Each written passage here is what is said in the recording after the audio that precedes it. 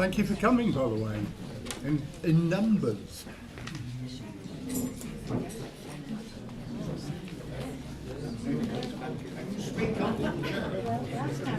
I'll try to.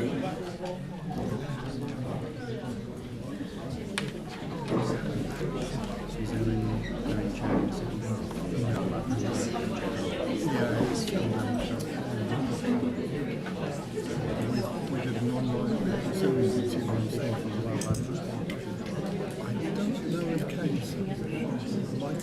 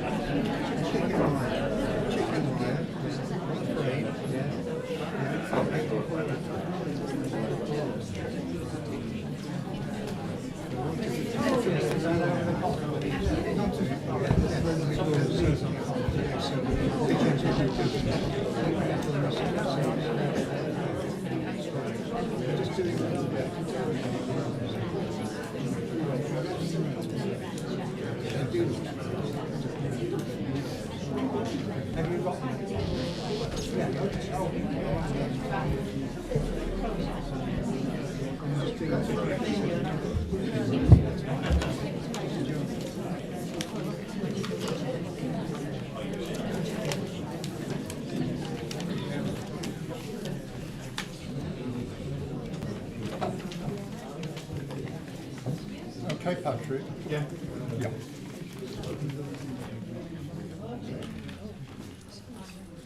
Well, welcome everybody to this Hustings event. It's strictly an event about climate and nature.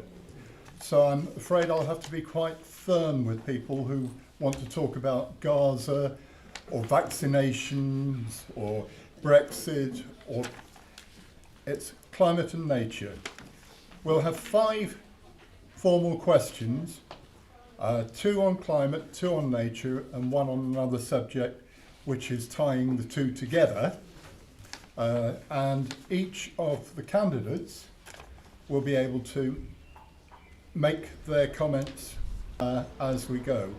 We won't be having a comfort break, so if you need to make yourself comfortable, then please go whenever you need. And try not to disrupt everything as you go and as you come back.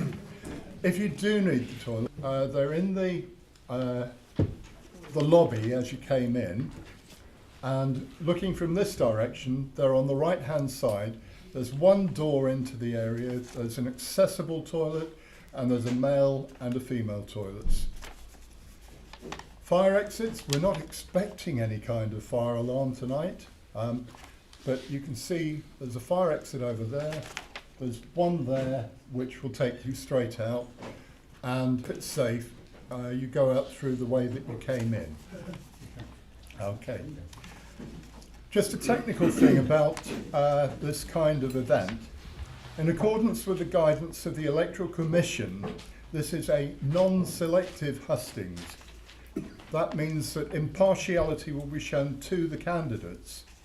We have 5 of the possible 6 candidates. It's not proved possible to contact the final one, an independent candidate, because she simply didn't provide us with any contact details. So, best laid plans. I'm very glad that we've managed to assemble the 5 main candidates for you. They will introduce themselves to you shortly. What we're looking at tonight is accountability, honesty and leadership. And they're the qualities that we're trying to assess. Accountability, the fact that they're here to answer questions and to tell you how they feel, or maybe how their parties feel, makes them accountable. I hope that they will all take on board the honesty. Leadership includes the quality of listening actively to what other people are saying and not butting in on them all the time. If there's any butting in to be done, it'll have to be me, I'm afraid. Okay, we respect that each candidate's right to speak and be heard will be given. And in due course, we'll also be listening to what people in the audience have to say. Okay, we're live streaming. There's a camera over there. We're live streaming on the Gedling Climate Change Group Facebook page. We've organised this event in association with Notts Wildlife Trust. Unfortunately, Erin McDade from the Wildlife Trust, who was going to be taking half of the questions, chairing half of the questions, has become ill and is unable to attend tonight. So you'll have to listen to the sound of me droning on all night. Okay. That, I think, is that from me. We have a very short video, which I hope you will find interesting. It's we don't have a very short video. That's a shame. It was going to be 1 minute and 15 seconds. But Patrick, we don't have sorry, can't get it working. It's a shame. It's David Attenborough explaining what the world is coming to. Right, no further ado. We will listen to the candidates for 1 minute each to make an introductory statement. We'll take them in the order that they're sitting, from your left to your right, apart from Kathy, who's the timekeeper. And she has a very loud bell there, as you can see. And if people look as though they're overrunning, she will silence them with the bell on my behalf. Okay. When we come to the first question after, then each candidate will have 2 minutes to answer that question, and we will take them in a different order. We will start with Tom Randall, Michael, Simon Christie, Dominic Berry, and then Tad Jones. And we will rotate so that no individual has to answer first or answer last every time. We're rotating. Shall we do it? Yep. Tad, 1 minute, please. Yeah, good evening. My name's Tad Jones. I'm standing for the Liberal Democrats. I live in Red Hill. I was born in Nottingham. Went away to uni, did a PhD in biochemistry. I think my background in science has kind of got me a bit interested in climate change and other environmental issues. It's one of those things I think that in politics we need a range of voices. I think having a bit more of a science background in Parliament would be a good thing. So that's my kind of unique pitch. And yeah, thanks for coming. Okay. Tom. Well, good evening, everyone. Thank you all for coming this evening, and thank you, Bob and team, for setting up today. I think Gedling, we are in a fantastic position, living between a major city, one of the best cities in England, and also rolling countryside. And as your Member of Parliament over the last 4 years, I've tried to stand up for what's special about Gedling, standing up for our green spaces, but also working with agencies and individuals on some of the problems we face, like flooding.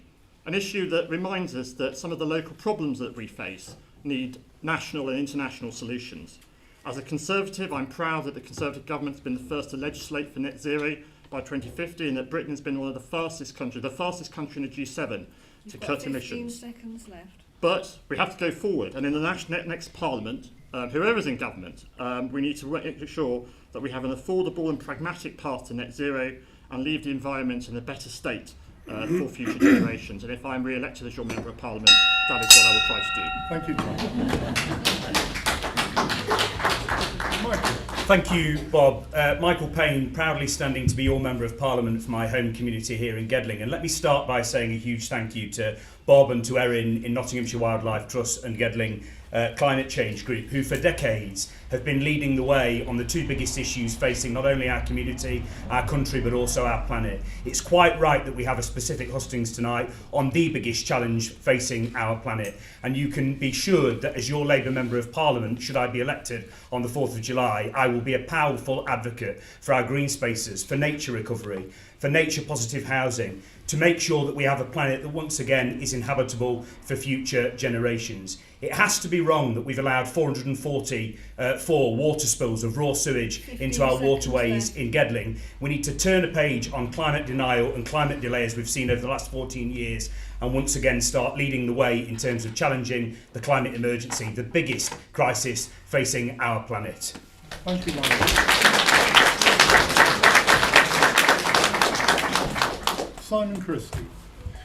Hi everybody, my name's Simon Christie. I'm a farmer from Hockerton near Southwell. A lot of you will know of Hockerton because it's the site of the sustainable Hockerton wind turbine, which is actually on our farm.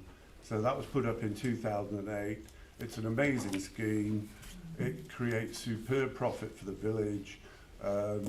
Wonderful, you know, if you want LED light bulbs, the turbine pays, electric bike, the turbine pays. Have a look at Sustainable Hockerton on your phones if you get a chance. It's a superb scheme. That's the good news. The bad news is I was the sprayer operator on the farm for 35 years. So if you want to ask me about agrochemicals and what they do and how you abuse them and how you use them correctly, I'm probably the right person to. Okay. Thank you, Simon. Dominic. Well, evening all. I'm Dominic Berry. I'll be your Green Party candidate for Gedling. In the theme of honesty and openness, I want to point out that I am not from Gedling. I come from Bilsthorpe, so that's Newark Way, you might know it. But I mean, I'm not from Gedling, but that's not from a lack of trying. Me and my partner have tried to move to Gedling, but because of a certain government and had the housing crisis, we've been unable to. And I mean, that's not the only crisis we've had to face. It's sorry, getting all flustered. Other crisis we've got is obviously the climate crisis. I mean, that's why you're all here. I don't think you guys need the hard sell in why it's important. 15 seconds. Oh God, alright. I'll rush through. Main party is backsliding. Green Party not happy with it. Boom.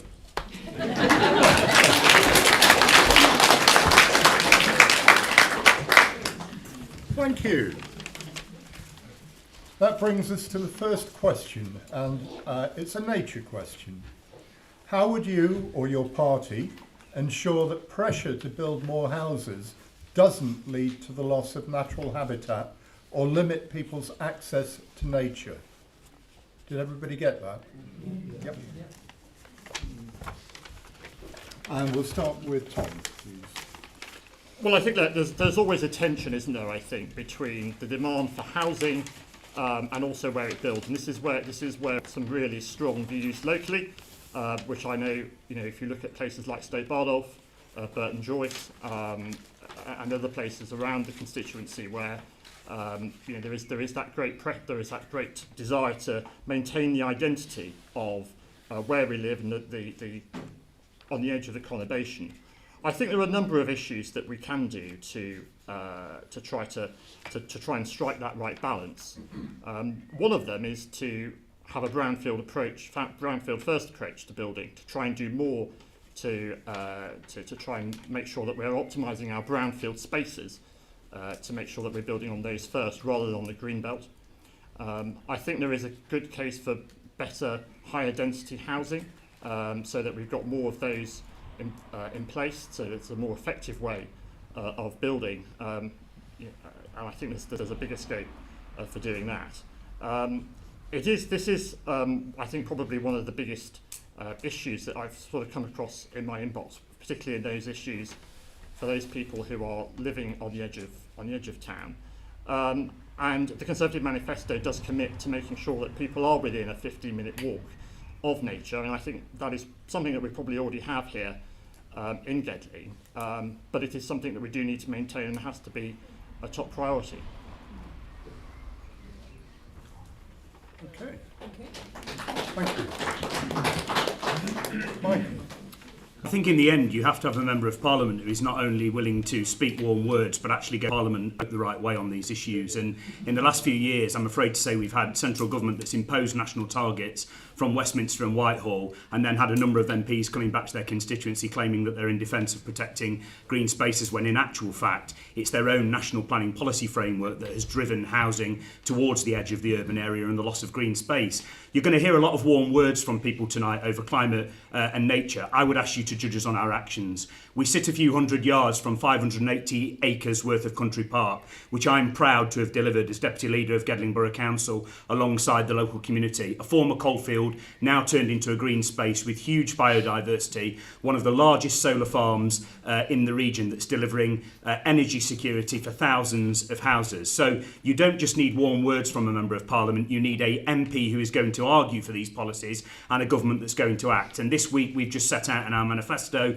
the Labour Party, a very clear plan around nature recovery, positive house building that's in the interests of nature, and crucially we've a £6 billion plan to finally turn a page on the fact that there are far too many people living in this country with drafty cold homes. We have people literally losing their lives in poor quality housing. We've a green investment energy plan to make sure that we get to clean energy by 2030. That is world leading, spending more money than even the President of the United States is spending in his Inflation Reduction Act. But you critically need a Member of Parliament who will argue, yes, locally to protect our green spaces in relation to house building, but also vote the right way when you go down to the House of Parliament. And you have this word from me. Not only will I argue for you here in this constituency, should the Labour Party be fortunate enough to form the next government 4th of July, I will be pushing the next Labour government every inch and every mile on these issues, because I know just how important they are to people who live here in my home community in Gedling.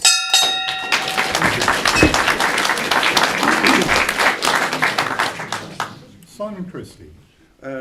Well, the way I would approach the offset of the loss of any green space with housing which isn't on a brownfield site is, as most people probably understand, when a developer develops properties or housing in large numbers, there is a local tax that's imposed, which contributes towards the schools and the roads and various infrastructure projects. Now, what I think is a better idea is to reduce the amount of the tax that's levied that goes to those things which are very, very laudable. But I think there should be more of the tax offset to replace 1 acre of building land with 5 acres of green space somewhere else, and literally buy the green space. If I cut a tree down on my farm or a tree falls down, I've always had a policy of I plant 5 trees for every one that I cut down. That's what I do with the local tax on building, is create green spaces somewhere else. Another thing that I would do, which is a superb thing that happened in Southwell, a developer came in probably 10 years ago and tried to convert the old Minster School into housing. It's 100 yards from the Minster. A local businessman came in, he bought the site and turned it into a green space. Now, in my opinion, people that do that sort of thing should get huge tax breaks, and there should be an incentive for people who are prepared to invest in that type of thing, that they get a tax break for doing it. Because if you drive through Southwell now, it's amazing. You've got the Minster, 5 acres of green space right up against the Minster, that 10 years ago, if that person hadn't stepped in, would probably have, I'm not saying you don't need 200 houses. Thank you. Dominic. So we have something called the Right Homes, Right Place Price Charter, which vaguely aims to make sure we have, well, we solve, at least attempt to solve the housing crisis and make sure everyone has amenities close by that we all have access to. One of the main goals in this is to kind of reduce fuel poverty, which is the poverty we experience when we have to travel miles to get places with a car. And so that means we have more green spaces, and we're trying to re-inhabit brown and grey belt buildings and try to. Well, I think this isn't in the Green Party manifesto, but this is my own personal spice. Is mid-risers. I think mid-risers are they're underutilised in that they're a bureaucratic nightmare apparently to build, and I think they're quite useful in that. But there's a housing crisis going on. We need to preserve our green space. Mid-risers. We don't need to build massive skyscrapers and turn everything into a massive urban brawl, but mid-risers. Another thing is, we promised at COP15 in 2022 that we'd devote 30% of our land to the sea and nature and land, just nature and land and sea. At the moment that stands at 5%, which isn't good enough. Yeah. Okay, thank you. Tab? I think it's relatively straightforward. I think in the sense that we can build on brownfield, as other people have said, and we can build the kind of more, is it the low rise, the medium rise, slightly higher density housing. I think we need to get slightly more used to not having a house and garden each. You know, with these things in a lot of cities, you go on holiday, Paris, Barcelona, and London. There are areas which are really nice, very expensive to live in, and they are apartments, 5-story buildings. So you can build housing which is attractive and relatively high density. You also need to put unused houses back into circulation. When the Lib Dems were in coalition, we put 70,000 empty houses back into circulation, as well as building affordable homes. And we've got some of the oldest housing stock in Europe, so there is an opportunity there to rebuild houses, I think. So we're not building on the green land, on the green belt, we're rebuilding houses at high density to better standards, zero carbon, solar panels, and also I think one of the manifesto commitments from the Lib Dems is to not reduce biodiversity when you have a development, but to increase it. So swift boxes and other things. So it is possible to have attractive new build houses, insulated, environmentally friendly, and that's the way we need to go, I think. Thank you. Could you ask the candidates to speak up? It's really difficult to hear at the back. You need to stand up. Did you all get that? No? It's difficult to hear the candidates at the back, so a bit of precision would be very welcome. Okay. It's your turn. Take, I think, probably 10 minutes of comments from the floor. If anybody has a comment, could you come forward, please? I can project the voice quite well, so I'm fine. I don't know whether the mic will pick you up. Yeah, so my question is, net zero, brilliant idea, but for most of the average working population with families and kids, there's a cost to that. And with the cost we've got at the moment, how do we maintain the balance between achieving net zero but also making sure it's affordable for families? So the question is, how do we maintain the balance between achieving net zero and making sure that it's affordable for families? Any comment? I'm happy to comment. Yes, please. If I stand up, I might be able to project better. The way I was sort of looking at the net zero targets and the way it's been rolled out, the cynical side of me thinks it was the right thing to say, to do at the time, and a phenomenal vote winner.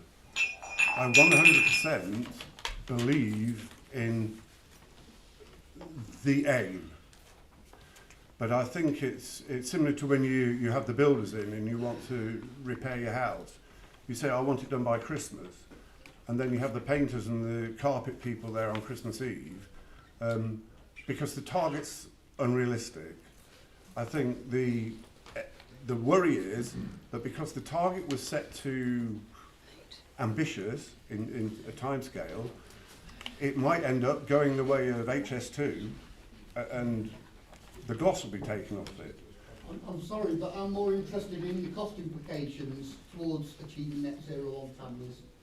Well, that's exactly what I'm saying, because if you think about it, everybody has decided, and I have an electric car, everybody's decided that you have to have an electric car, it's the way to go. They're phasing electric cars, normal cars out in a very, very short period of time.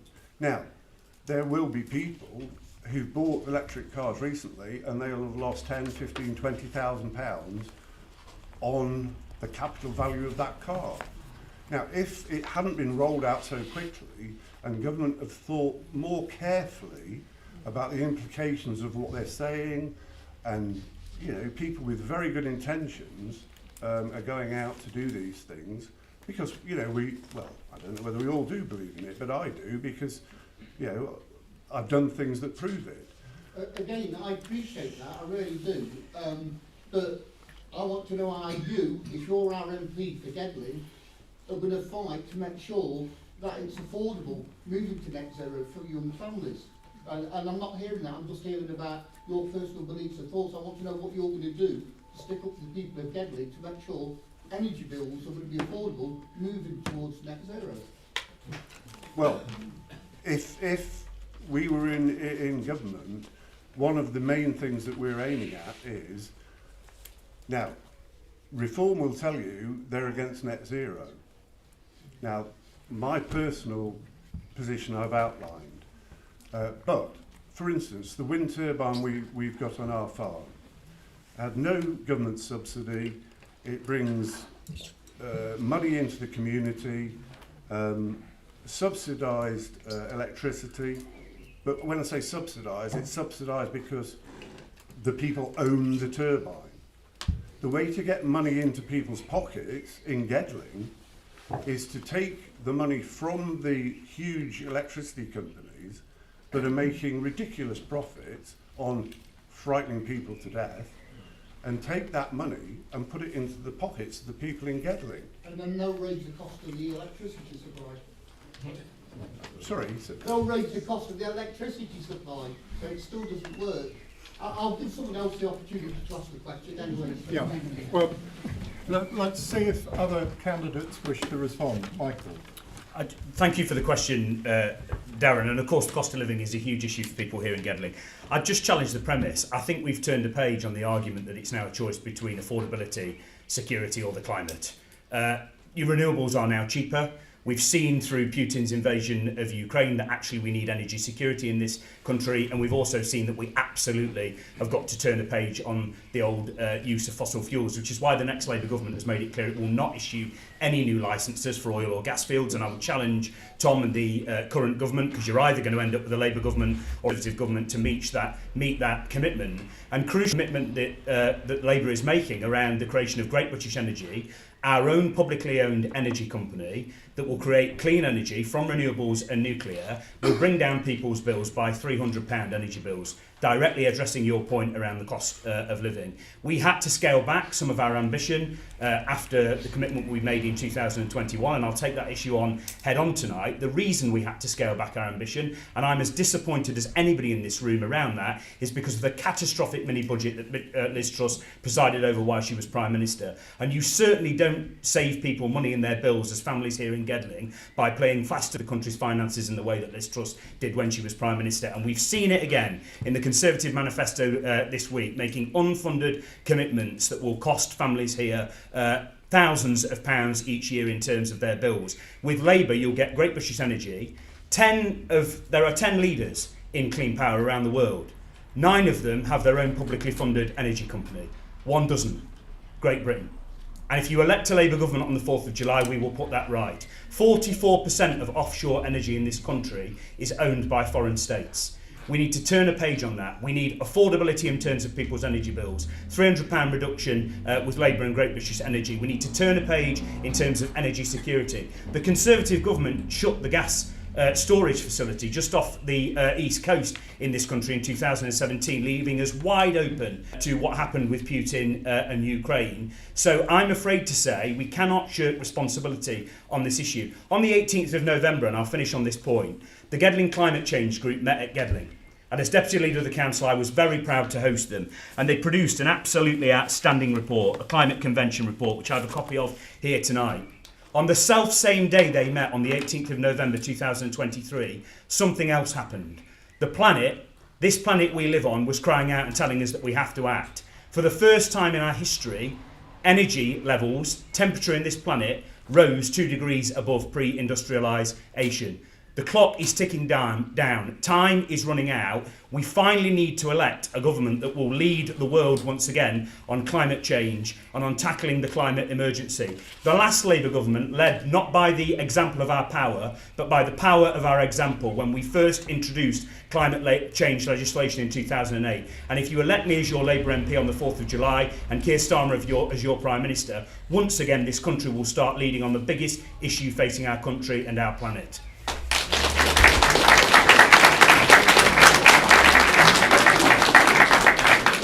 Tom Randall. Well, just to pick up on the point on which I was challenged. Of course, net zero doesn't mean zero fossil fuels.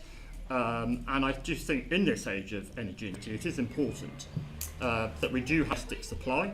And I worry that shutting down oil and gas licences in Britain would put at risk 200,000 jobs and billions of pounds of tax revenue, as well as endanger our own energy security in the face of foreign threats. We have already had, of course, a Labour-run energy company in Robin Hood Energy, which went bust to the tune of £40 million. So I caution you to let Labour run writ over the whole country on energy. But to return to the original question, which I think we may have drifted from, in terms of the cost of living, look, I think targets, and Simon was talking about targets earlier. Targets have to be challenged. But they have to be achievable. And I think if you take, for example, motor cars, which is the example that was being discussed, the price of an electric car is high at the moment. It's much higher than an internal combustion engine car. The price is coming down, which is great. Progress is being made. In 2006, Hollywood produced a film called Who Killed the Electric Car? Nowadays, it's very common to see a Tesla being driven on the streets. Even reform candidates are driving electric cars. It's a great progress being made, but it has to be made in step, I think, with the cost of living, with the progress that's being made. And that means that if the date for phasing out internal combustion engines needs to be shifted, I think that's a very pragmatic step to achieve an overall goal, particularly when we are ahead of reducing our net zero, our carbon emissions, but does it in a way which works with the grain of society. And I think that is an important general aim of what we need to do when achieving these goals. Thank you, Tom. Right, let's move on. A question on climate mitigation. The majority of homes are poorly insulated, meaning higher carbon emissions and higher bills.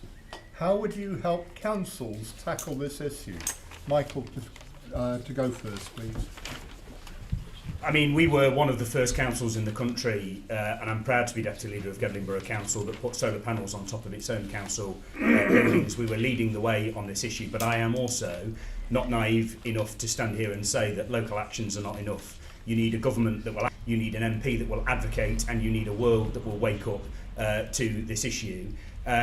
Councils need to go further, but let's also be clear about this. Councils have been completely denuded of funding to tackle these issues. And I just politely to point out to Tom that notwithstanding the mistakes that were made at Nottingham City Council around Robin Hood Energy, you first have to ask yourself the question, why a Labour council in this country was having to create an energy company to try and once and for all bring down the bills of people in their own area. The reason they will have to do that is because families over the last 14 years be choosing between heating and eating as a direct result of decisions taken by your government and votes you've cast over the last 14 years while you've been in government. We've one clear action, two clear actions on this. The creation of Great British Energy, a renewable energy company that will create our own energy, reducing people's bills by £300, giving us energy security and reducing our carbon emissions, which are absolutely critical. So it speaks to the three issues that I talked about, but also a £6 billion investment in tackling the insulation and quality of housing that I talked about earlier. That would help 19 million homes.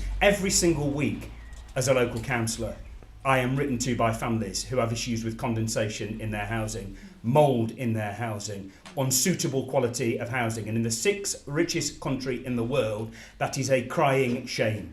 And if we are not in politics to make sure that people have a decent roof over their head, afford to feed their children before they go to school in the morning, and that they've got a decent quality of living, we shouldn't be in the business of politics at all. And I'm afraid to say in a few short days' time in the general election, there either is going to be Rishi Sunak as Prime Minister, or Keir Starmer as Prime Minister, Tom Randall as your MP, or Michael Payne as your MP. And you've heard tonight from Tom, there's a clear choice around climate and the climate emergency when it comes to the vote on the 4th of July.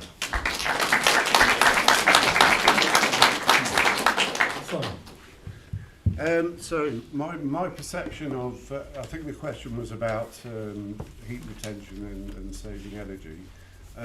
Two basic aspects. It's not rocket science. Insulation of homes should be mandatory. Big if you don't insulate your home. If you can't afford it, there should be suitable money provided by central government so that every single home in the United Kingdom is fully insulated in a proper way, in the way that a house would be insulated in Sweden or Norway or Finland. Number one, insulation. Because it's pointless creating green energy at one end and then put it through a house and it disappears through the roof, because you're completely avoiding the effort. Number one, get the whole country properly insulated. Then put government money sensibly into initiatives that create green energy. Now, an example of how we do it was 8 years ago, there were pellet boiler grants available. So I bought a pellet boiler for the farmhouse. At the time, when they first brought it out, there'd be a meter provided in your home, and the grant money that you got back was relative to how the meter went round. I signed up, I bought the boiler, perfectly sensible idea. But the way the Conservative government rolled it out, announced something, then think how to implement it later. They abandoned You've got 15 seconds the left. meter and put it on a yearly tariff. Now I'm embarrassed how much money that made for me. It was ridiculous. And it brought down the Northern Ireland government the same problem. So, insulation, sensible policies, and look after the money and don't throw it down stupid avenues. Thank you. It's a pretty short and simple one, I think. We have the worst insulated homes in Europe, and that's not just the legacy of the Conservative Party, it's the legacy of the Labour Party as well. And what we plan to do is to invest 29 billion into insulating and bringing everything up to EPC-C. So that's 12 billion to retrofit social housing and 17 to retrofit private to a similar standard, and then an additional 4 billion to fit public buildings. It's fairly simple. We just need to actually invest into insulating our homes. Yeah, thank you. Thank you. Well done, little man, you got there. Thank you. Fab. Okay, I hope everyone can hear me a bit better. So I'm afraid I'm going to be a little bit repetitive in that Liberal Democrat policy is to provide insulation to low-income homes, so we're kind of targeting those who maybe can't afford to do it themselves, and we're also going to make heat pumps available to the same cohort. And I think it's particularly important because we do have a problem, as Michael said, with mould, and there have been people who have died from respiratory related illnesses, so we do have to be a little bit more proactive in that. We'd also mandate that landlords, because a lot of low-income households will be in rented accommodation. We do have to mandate that landlords bring up their housing spec to EPCC, and hopefully that will make some headway into the problem. I think I've answered the question. Thank you. And Tom. Well, look, I think we have to take stock of a lot. We have made a lot of progress recently. If anyone's ever been to the Gedling Green development, just off Lamley Lane in Gedling, which is some really high-tech, innovative homes there, which are sort of leading the way in terms of environmental standards. The way in which we build our homes is getting a lot better, which I think is something we can be proud of. In 2010, 1 in 7 homes were in Band C, and then that's up to about half. So some progress, very good progress has been made. The Conservative Manifesto promises to invest £6 billion in energy efficiency over the next three years, and to fund an energy efficiency voucher scheme to households in England to improve the installation of energy efficiency measures. And I think, as the other panellists have said, I mean, that's right. There is a lot that can be done to improve insulation, put on solar panels to try and make sure that the heat that is being generated is being retained for as long as possible. I think just slightly broadening that out as well, there is possibly, and I don't know whether we'll come on to this in future questions, but there are some issues around, certainly like on planning, for instance, with onshore wind, where they become very controversial planning issues where if someone wants to build something that's going to generate onshore wind, whether that's acceptable to the local community or not. And there's been some discussion about whether you may be able to get some sort of community buy-in for that, in order to, for local energy discounts to kind of offset the cost of, to get more local buy-in and public acceptance of it. So You've 15 seconds left. So as well as the bread and butter stuff that can be done, there may be also scope for more creative thinking around that to just improve things even further. Okay, thank you. So, questions from the floor, please. Yes, sir. Well, we're about 40 minutes in, and no one's mentioned the word nuclear yet. So I thought it was time someone mentioned the N word. Right now, nuclear is generating about 16% of our energy. I just checked on the National Grid Live. Could each of you just clearly and succinctly say what is your party's policy on nuclear? And right now, there's only one real nuclear development going on in this country, which is Hinkley Point C, I believe, which is a French-Chinese funded development. Michael Payne, is your great British energy company going to do anything about that? Do you want to take that first, Michael? Yeah, thank you for the question, Robert, and good to see you. I did mention nuclear. I think you missed it. I did mention nuclear. I apologise. I very specifically said, but just for the record, Great British Energy will focus on renewables. Renewables are cheaper than the current fossil fuels that we rely on. We've got to end the licences around oil and gas, as I said. It's absolutely critical in terms of our contribution around tackling the climate emergency, and nuclear will be part of it. And it's a crying shame that this Conservative government hasn't been able to build the critical infrastructure we've needed in terms of nuclear. We need a mix in this country. The situation in Ukraine, the potential situation arising from China and Taiwan shows you that energy security is absolutely critical, and there has to be a mix. Renewables have to be at the forefront of that, but nuclear also has to be part of it also.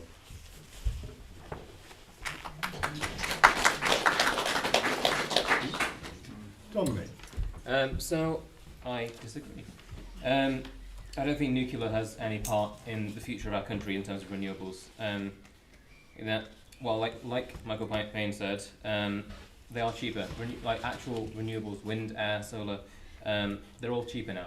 And there's the added danger with nuclear. It's a fairly obvious one: contamination. People who live nearby nuclear plants will have risks to their health in terms of waste produced. And there's also the point that nuclear is slow. Nuclear takes a long time to get up and running. By the time it's in place, it's 10 years behind. It's just simply not enough.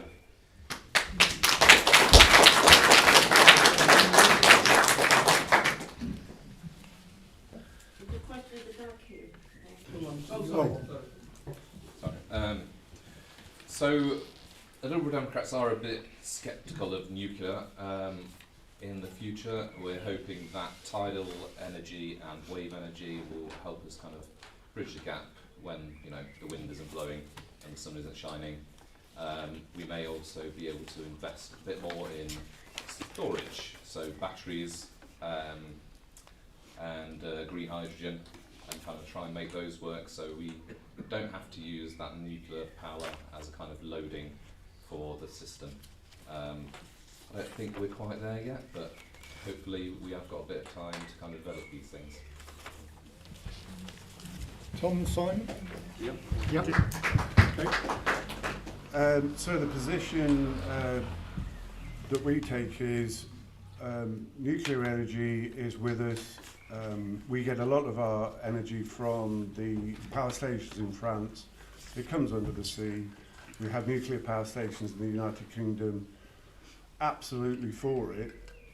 What I would like to see is it's all brought back into the control of United Kingdom government or United Kingdom operator companies. The idea that something as important as nuclear safety or God forbid, and I think it's very important that money is spent on nuclear energy in the way that it was going to be spent on HS2, which ended up going nowhere. Very important, do it properly, get British engineers involved, Rolls, all these making smaller production units, but it must come back to the control of the United Kingdom government and trusted United Kingdom companies, not to be at the whim of a government in China or Hong Kong or, well, France even. It has to be regulated and maintained and provided by the United Kingdom. Thank you. The short answer to your question, yes. Look, I think what nuclear offers is it's low carbon, it's safe, has an ability to produce energy and get us moving on the net zero track. I was interested to see that it features actually approvingly in the Gedling Climate Change Group's report. I'm glad to see it's in there. The government's committed to the small modular reactors. We need to get moving on those fast. I think there was a thing in the Times this morning saying, warning from Rolls-Royce, we need to really get ahead on that. Absolutely, my personal view is that has a really important role to play in our energy future. And I think it's not only in terms of the energy security, but also in price. I think I'm right in saying that France was slightly cushioned from the rise in gas prices because it has a greater nuclear profile in its energy supply than Britain does, for example. So I think it pays multiple dividends, not only sort of intrinsically good, but also can help to sort of offset other risks as well. So definitely it does have to play a very important role in the future. Thank you. Did I hear there was another question? Yes. So I'm interested in keeping the nuclear topic. The panel's view on the small nuclear reactors, the small modular reactors developed by Rolls-Royce and the like. And also I'd like to know more in Gedling. What if a developer comes around and says, we want to place a small modular nuclear reactor in a field around our area? What would your view be as an MP, potential MP for this area? Thank you. Did everybody hear that? Yes. Yeah. Oh. The question was, if the questioner would like to know more about the small modular nuclear reactors produced by Rolls-Royce and similar, and he also wished to know what the view of each candidate would be if a developer came forward and said, I've found a field in Gedling Borough and I'd like to stick my nuclear reactor in there. Okay, who wants to take that first? If we could be quick. Tad? Sorry. So I think the key point with the small modular ones is if you're building lots of them, then they become cheaper, economies of scale. which sounds great because that's one of the problems with nuclear is it's a big upfront investment. So it's not necessarily a particularly cheap form of energy. So if cost is your thing, then maybe that's an important consideration. But I think we proved with wind power that when you invest in the supply chains and making it happen, then it can be quite cheap. Well, wind power is not expensive, or not as expensive as it was. So it's something to bear in mind. Whether we'd have it in Gedling, I don't think we've got a kind of history of nuclear energy in Gedling. That's all kind of on the coast, isn't it? So I know there may not be that much technical expertise in nuclear power, but I suppose that's transportable. I'm not really in favour of, but I suppose maybe it would bring jobs. It's not all negative. Okay, Tom.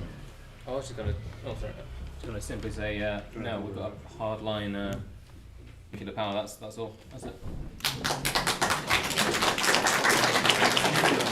Simon. So in reply to the gentleman, I don't think you've got anything to worry about because I grew up near Newark, and it's part of, I forget what they used to call it now, but there was about 15 or 20 power stations on the River Trent, and the reason for that was a huge flow of water because you need to cool down the generator when it's producing electricity. Now that's exactly the same with nuclear. You still need to cool everything down because you're creating electricity. That's why the big power stations tend to be on the coast, because they've got unlimited water sea. So I don't think there's enough water in Gedling. I'm not being flippant, I'm just saying that, A, you're not near enough to the Trent. Well, you're close, but you're not on the Trent. And B, it would have to be in an area where there's unlimited water, in other words, on the coast. So it's a fair question, but having lived in the Trent Valley, it's not something you need to worry about. 15 seconds. We're running quite tight to time. David. I think it's worth remembering that in last year, French nuclear power stations on the rivers had to close because the water levels in the rivers were so low that they couldn't cool the reactors. So while we're talking about nuclear power, we've got to make sure that they're in the right place. If you're going to do it, in my view, it's better not to bother. Okay. Can I take your question in the next question time, please? Okay.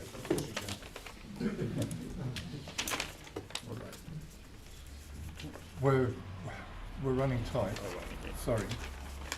Another nature question. Despite traditionally being viewed as a green and pleasant land, the UK is now the most nature-depleted countries on the planet and is falling behind on meeting existing nature targets. With time fast running out, how would you or your party ensure that the UK can meet both UK and international targets by 2030? And we're taking Simon first. So it's an interesting one, this, because I've got partially a confession to make, and that is, as I said earlier, I was the sprayer operator on our farm for 35 years, so I've seen how the chemical industry works, how farmers are persuaded to go down one route with chemicals and a different route with another. So in a nutshell, the thing I've noticed over and I'm ashamed of it, as a farmer I'm ashamed of it, so there's basically three problems you get with a crop growing in the ground. Number one is weed control. So major problem with growing wheat is you get blackgrass or a similar weed. The chemists are absolutely brilliant. Swiss chemists, German chemists, and they come up with chemicals that will take blackgrass out of the field of wheat, not damaging the wheat, but leaving the crop to grow. Superb chemistry. However, they know it's superb chemistry and they charge the earth for these chemicals. They know the farmer has to have them, and they cost 20, 30, 40, 50 pounds an acre to take a weed out. The second one is when the crop is growing, you've got the head of wheat growing there, a month and a half from harvest, fungal attack on the wheat. So fungicides are the next thing that the chemist comes along and tells that you need to spend. Very, very clever chemicals. 15 seconds. However, the one that nobody talks about are the insecticides. Nobody talks about them because they cost £1 an acre. So what happens is the agricultural specialist tells you, oh, by the way, while you're spraying the fungicide, put some insecticide in as well. So I would tax insecticide to a level where it was hardly ever used. Okay. Because it's 9 times out of 10, it's unnecessary. Thank you. Dominic.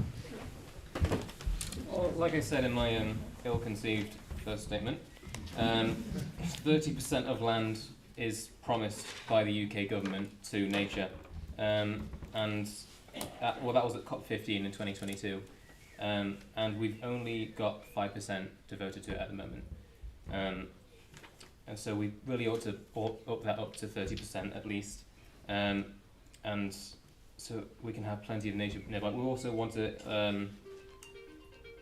implement the right to roam, so people can enjoy their nature, similar to Scotland, and how that currently works. Yeah, keep it short and sweet. Thank you. Thank you. Pat. So we just heard about land, but what about the sea? We need to do kind of similar thing for our waterways and kind of protect 30% of our waterways, lakes, rivers, and coastal areas. We've all heard in recent years about water companies allowing discharge into our waterways. That is affecting Gedling. That is happening in Gedling. So we've introduced a sewage tax on water company profits, which is quite high.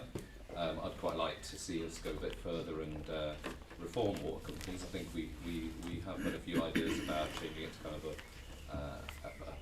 more of a publicly minded company rather than a private enterprise. Private enterprise works, when you've got a free market. It's not a free market, you can't really choose it. So it is quite a bad situation at the moment. One of our policies in the manifesto is to put a representative of a local environmental group on the board of water companies. So I don't know if Bob's interested, but that's one for him. So yeah, we're interested in protecting our seas, protecting 30% of land. We would introduce 3 national nature parks in the UK. Sadly, none in Nottinghamshire, but there are some beautiful places like in the Mendips and the North Downs, which I think are penciled in as an idea.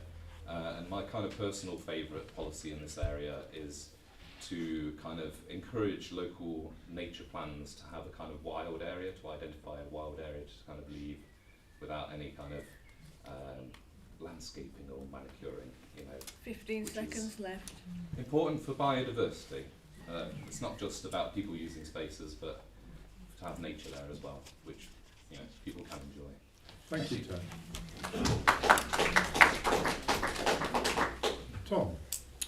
Well, I set out in my opening remarks about trying to ensure that the future generations have a better deal with things than the present generation. There is a lot of money going into this. There is an environment plan, which is a 25-year programme to deliver cleaner air and water alongside 500 hectare wildlife habitat. So the aim of that is to protect 30% of the UK's land by 2030. There's also a trees action plan specifically, which is being funded by £675 million from the Nature for Climate Fund, and there's a statutory target to increase the tree canopy and woodland over England to 16.5% by 2050. So I was doing my research this afternoon. I learned that there were 4.7 million trees last year, which is the highest planting rate for a decade. So I'm not quite sure how they count that, but we have been making some progress on that. I've tried to do my own little bit a couple of years ago in Colton, planting trees in the park with the Colton group there, who are doing a lot of great work there to try and get more trees planted in and around Gedling, which is fantastic. So I think there has been some, there is movement on this. There was a reference to sort of international targets. I'm not quite sure which targets you had particularly in mind, but I think in terms of the investment, the spending that's going in this has been significant, and there are certainly measurable outcomes. And I think just looking slightly broader, we were talking about our marine interests as well. I know there's a lot of work being done by the government in our overseas territories, because we are actually responsible for a lot of marine wildlife, this country, not just here, but in our overseas territories around the world, and a great deal of work is being done to protect that as well. Thank you. And Michael.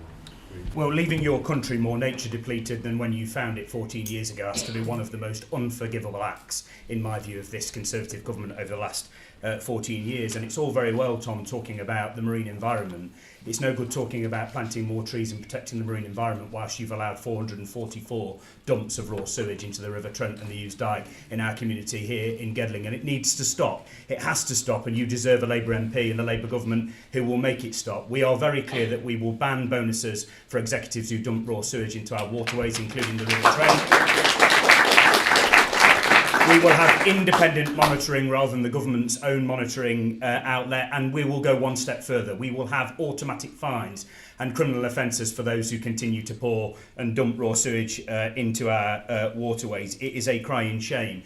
And I'll tell you something else that's a crying shame. Environment Act, and there is an independent office for environmental protection that is a watchdog on the government on these issues. And over the last 14 years, this government has met four out of 40 of the targets set in the Environment Act. That is a crying shame, and the Labour government is committed to meeting every single one of them. And I promise you this, you can hold me to account on that should I be fortunate enough to be elected as your MP. And finally, on the issue of nature, we are blessed to live in one of the most beautiful parts of this country. I grew up here, walking down the River Trent with my granddad, who's no longer with us. I absolutely love that part of the world, to turn a page on the way that we're treating the beautiful wildlife that shares this planet with us. Let's end trail hunting, as we've said. Let's stop the use of snares. Let's end the badger cull that has been destroying one of the most beautiful species in this great British island that we are blessed to live on, and let's once again start protecting the beautiful wildlife that we are fortunate enough to share this planet with. It requires political will, it requires leadership, it requires sometimes doing things that are unpopular, but it also requires an MP who's willing to go down in Parliament and argue for the community that you are standing up to represent, not just bringing back the arguments from Westminster to the constituency that you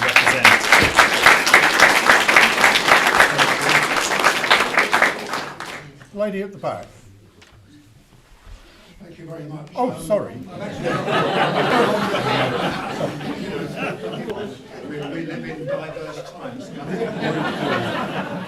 I should have gone to Specsavers. Is this. We've talked a lot about policy and holding people to account and some of the mistakes and divisions of the past on this issue, and pitting sort of affordability against what's necessary to save our planet.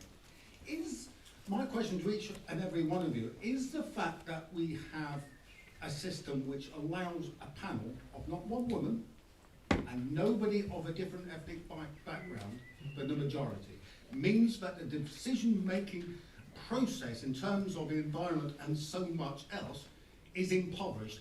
Is the country better by rules to make sure that we have proper and equal representation as they have in some countries, and those countries that have them, do they do better than us? Did everybody get that? There's a saying, isn't there, talking about panels being male and pale, and sometimes they say stale, but I think I'm probably the only one who quite qualifies for that. Would there be an advantage in having a more diverse approach, and indeed having rules to compel that the approach is more diverse? I'm sure that there will be members of this panel who have quite strong views about that. Anybody? Dominic? Well, I mean, the Green Party is one of the most diverse parties out there. It's unfortunate that I just happen to be a white guy. But, I mean, this year in Nottingham, our representatives are, well, we've got 2 women, and someone from the LGBTQ plus community, and 2 white guys. We would learn a lot from having a more diverse governing kind of echelon. It's a shame that it isn't. I mean, the Labour Party have done fair play to the Labour Party in boosting their numbers, but should have been done a long time ago. Right, thank you. Anybody else? Anybody else? Well, I am a man, and I'll do a lot of things to try and get votes, but there are limits. But look, well, in terms of decision making, I think and diversity of decision making, I think the Conservative Party's got a very proud record on that. Going into this election, led by the first British Asian Prime Minister, we've had 3 women Prime Ministers. We've had many ethnic minority senior cabinet ministers, including Chancellor and Home Secretary. So I think the answer is that we don't need rules to improve diversity of our politicians. I think it's up to political parties to take the lead on that, and I'm very proud that the Conservative Party has done. Nobody's mentioned PR.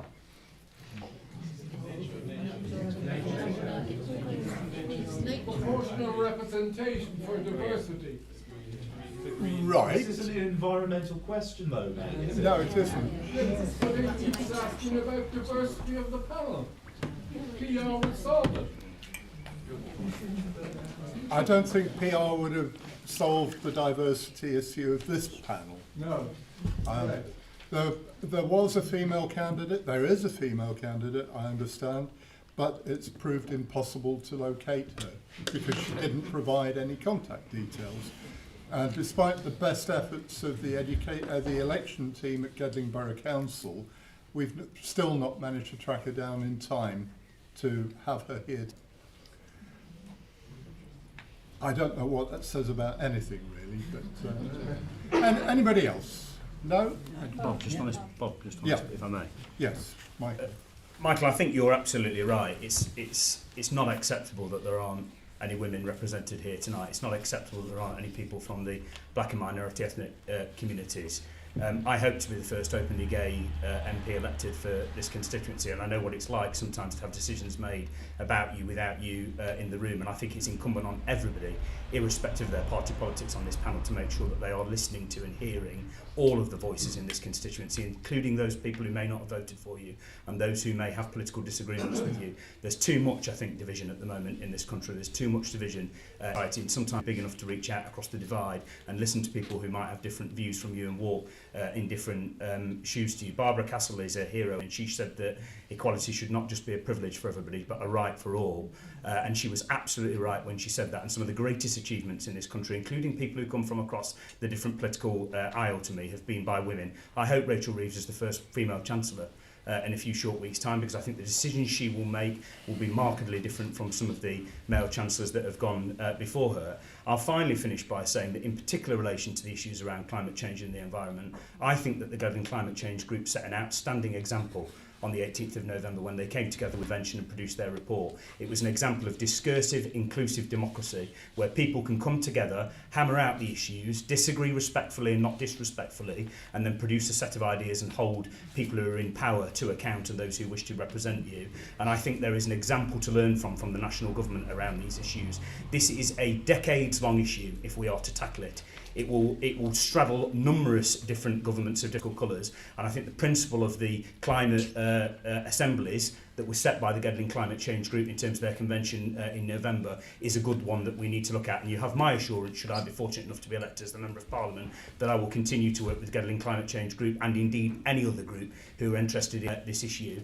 And I will do everything I can, should there be a Labour government in a few short weeks' time, to push them to go further and faster on this issue, because the clock is ticking and we owe it to our children and our grandchildren to once and for all tackle this issue to make sure that we have a planet left for the future generations who need it.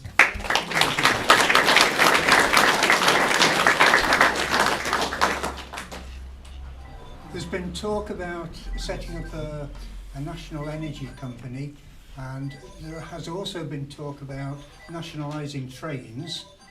And I think we're all in agreement that the water boards are behaving appallingly with all the sewage and everything else, and bonuses to directors and managers, dividends to shareholders and everything. So my question is, do any of the parties have any plans to nationalise the water boards? Did everybody hear that? Do any of the parties have plans to nationalise the water companies? So the answer is no. So I'm actually going to stick my head above the parapet here, but I'm going to be honest and upfront. What I'm about to say is the opinion of Simon Christie, Reform candidate for Gedling, and I am very, very, very new to the job. So whether this is the policy of the Reform Party or not, I don't know. But, sorry? So I might get fired after this. So if there was a list of companies to nationalise, in my opinion, the number one at the top of the list are the water companies. Right. You know, I would put them streets ahead of anybody else, and yes, I would nationalise them. So you may never see me again. Dominic? Yeah, we'd also want to nationalise the water companies. I mean, it's no secret that the companies that have been acting have not done a great job, and none of our rivers are have a good status. So we would want to nationalise all water companies, and we want to increase DEFRA's budget to 1.5 billion. Yeah. Thank you. Anybody? Well, So, yeah, we don't have plans to nationalise the water companies at the moment. I think it's because it will cost a bit of money, and perhaps there are better ways of getting where we need to get rather than spending a lot of money. We don't always have a great record of running companies, the government, you know. So if we can get local environmental groups involved and good governance and proper monitoring, maybe we don't need to. Michael? The answer is no, we're not. The manifesto doesn't contain a commitment to nationalise the water companies, but it very clearly makes a commitment to nationalise or publicly own the railways and also Great British Energy. I'm as frustrated as you are about the water companies, and I've set out tonight a very clear plan about what we'll do about the egregious act of them dumping raw sewage into our waterways. But I'll also just level with you. Should we be fortunate enough to be elected as the next government, we have millions of people relying on food banks in this country. We have schools that are literally crumbling. We have an NHS waiting list that is now teetering on the 8 million, the highest that it has ever been. We have issues around the world in terms of the challenges in the Middle East and also the security issues in Ukraine. And we have the challenges around transport as well as climate and the emergency. And it's no good people standing up here tonight to politicians offering you false hope. They have to offer you real, credible hope. And I think the Labour Party in its manifesto has a real, clear, credible plan to turn a page and change this country after 14 years of decay and decline. A publicly owned energy company, publicly owned railways, a clear to tackle the egregious acts around the water companies. And should they not act when we've then taken that action, yes, the Labour Party will look at again at the action that needs to be taken. But we have to be honest and level with people as well. It's no good standing up here and promising the earth, because I knock on doors day in, day out and speak to people and they say to me, you're all the same.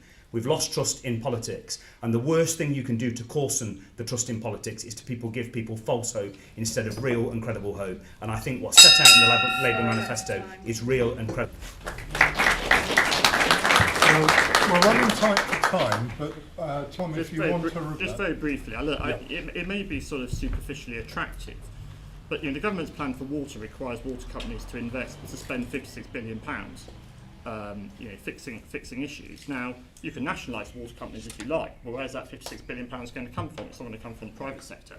So, that's going to come from the public purse, and that's going to mean that's going to be a competition on other public demands. I think also, and I think as Ted alluded to, it doesn't necessarily mean that you're going to get a better quality of service. My understanding is that Welsh Water is in public ownership in Labour-run Wales, where sewage overspills are higher than in England. So I think the idea that you're going to get you're going to solve the problems that you're seeking to solve through public ownership are not necessarily going to be the case. Thank you. Yeah, I'll come to you when we get the next floor questions, please. Okay, another climate adaptation, but a similar sort of issue. Flooding is markedly increasing in Gedling, as it is across the country.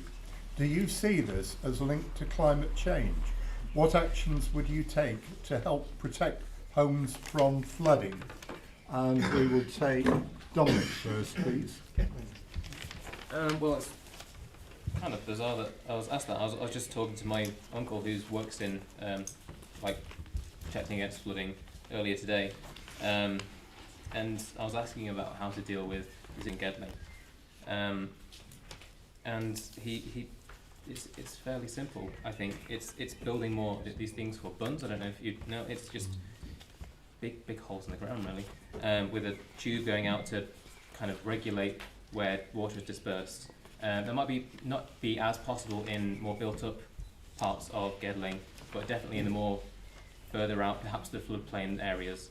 Other than that, there's options of going upstream and rewilding some of the upstream areas so that they can really absorb and displace and basically act as a floodplain. And as to if it's linked to climate change, I'm not a scientist. Perhaps the Liberal Democrat candidate can correct me on that. But I'm not a scientist. I have no idea personally. Possibly. I mean, there's a lot of more like extreme weather happening at the moment. There's a lot more just horrible weather. Yeah. Probably. Thank you. Well, Tad, you've just had an invitation. To be honest, I don't know if it's linked to climate change. I suspect that climate change may result in us getting wetter winters, and I think I was talking to the county council officer recently, and he said we've had one of the wettest winters, and it's meant that ground has been quite high, and it does sometimes cause problems with housing. One of the other problems I think we've had with developments is runoff, where the drains haven't been perhaps as well installed or looked after as they should be, and we can sort that out. That doesn't strike me as an insurmountable problem. More kind of French drains and a little bit more investment when we're giving the green light to these developments. It's particularly annoying if you've got an established house with no problems and they build something higher up the hill, which then causes problems. But there's, we all know how water works, and there's the engineering solutions are there. I don't see why this is a difficult thing. I think it might well get worse, but I think we can plan for that. Tom. Well, yes, it certainly seems to be the case. I mean, if you take places like Woodborough, for example, where they've had occasional flooding, and that flooding has got worse and worse and worse, and those sort of once in every 10-year events seem to be happening every few months, and that is great. And I think if you're living on that edge of, if you're living on, not only sort of Stoke Bardolph, Woodborough, top of Arnold, where you're bordering the countryside, but also within urban areas as well. It has become an increasing issue, and it does, it seems very plausible there would be a connection. The good news is that the government announced a doubling of the capital funding to flood defences in England to a record level over this period. But obviously there is a massive amount of work that needs to be done on this. It's something that I've been engaged with as the MP. I've been meeting people in Woodborough. I brought the flood minister to Colic so that he could speak directly to local residents who had been affected by flooding to see the issues firsthand. I helped set up a multi-agency event in Burton Joy so that residents who have been affected by flooding there could go and meet the various agencies to try and get the support and help that they need. It is going to require probably a bigger, better coordinated approach, and certainly speaking with residents in Woodborough who have been particularly affected, I think we probably do need to sort of have a rethink in terms of how some of these funding mechanisms work, and if I'm re-elected as a Member of Parliament, that's certainly a piece of work I've been working on. What I have been doing as an MP is I've been calling for better drainage on 15 seconds building left. sites. You know, we need to make sure there's a drainage first approach, because I think we've seen in these new developments where sometimes on the edge of town building work starts and then you get a lot of surface water flooding, which then goes into neighbouring properties, and that is a big issue. It's happening in lots of places, and we need to address that. Thank you. Michael. Yeah, I mean, anybody who's ever been flooded in their home, it's absolutely devastating. And I've visited people who've been flooded in Woodborough, in Lamley, in Burton Joyce, in Colic, in hotspots, in Arnold and in Gedling Village as well. And it's great to hear from Tom that there's a doubling in the capital investment in terms of flood defences. What's not great is that we're a single penny spent here in Gedling constituency on that. And whilst I don't begrudge the millions of pounds that's been spent down the road in Loudon, very much needed down the Trent Valley, why haven't we had major investment over the last few years in Woodborough, in Lamley? This is not a new problem. These people have been repeatedly flooding.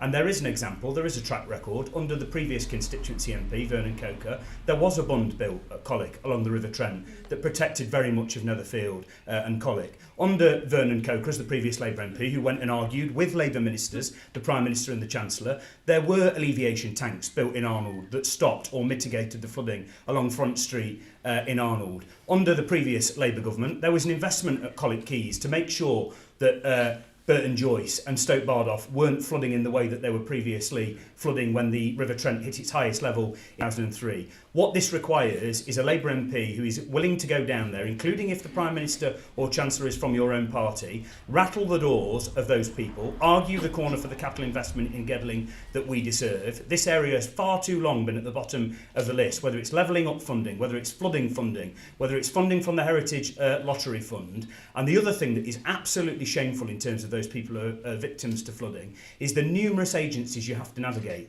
The Environment Agency, the County Council, the Parish Council, the Borough Council, What this requires is one single agency to hold the ring on this issue once and for all, recognise that we live in a hilly area here, and I'll finish by saying this. We have to stop pretending that the issues around climate emergency and flooding are not linked. They are directly linked. The climate emergency is causing flooding, and until we have a credible and clear plan to tackle the climate emergency and climate action around the world, we will not tackle flooding.